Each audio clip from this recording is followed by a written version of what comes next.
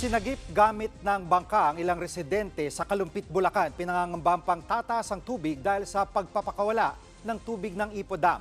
Mula sa Kalumpit, Bulacan, nangunguna sa balita si Mon Gualvez. Mon, kumusta ang sitwasyon dyan? Jiggy, lubog pa rin sa baha ang malaking bahagi ng Kalumpit dito sa Bulacan, dulot ng habagat. Sa tindingan ng baha, nagpasoklolo na rin ang ilang mga residente rito na makalikas. Gaya na lamang sa Barangay Pio Cruzcosa kung saan pinuntahan nga ito ng mga rescuers kanina, bit-bit ang kanilang mga rescue boats. Mula bewang hanggang dibdib pa rin kasi o mahigit 5 talampakan yung taas ng tubig sa lugar. Kaya naman isang pamilya ang mabilis na nasagip na bit-bit ang kanilang mga gamit. Meron silang mga kasama ding mga bata at sanggol na binalot muna sa tela para hindi rin ganoong maulanan. May ilang mga residente naman kami nakita sa lugar na pinili pa rin manatili sa kanilang mga bahay. Lalo't meron naman daw silang second at third floor.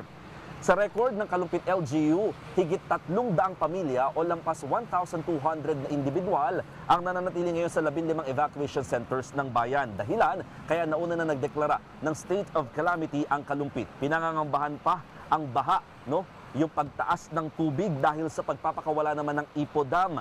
Malapit na kasi nitong maabot yung 101 meters spilling level.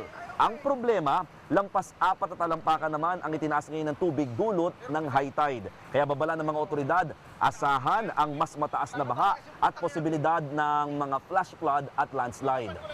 Sa ngayon, Jiggy, makikita nyo sa aking likuran, ito yung MacArthur Highway na sakop ng Kalumpit. Mala water world ang eksena dahil mahigit 1 talampakan na yung taas ng tubig dito. Kaya naman yung mga sasakyan, talagang dahan-dahan lamang muna yung pagpapatakbo dito sa bahaging ito ng highway. At sa ibang bahagi naman ng Bulacan, update lamang tayo, isang barangay health worker dyan sa May Kawayan, Bulacan ang nasawi matapos makuryente sa Binahang Health Center. At bukod sa Kalumpit, nagdeklara na rin ng state of calamity ang bayan ng Balagtas. Balik sa iyo, Jiggy. Yan ang ulat ni Mon Gualvez mula sa Kalumpit, Bulacan.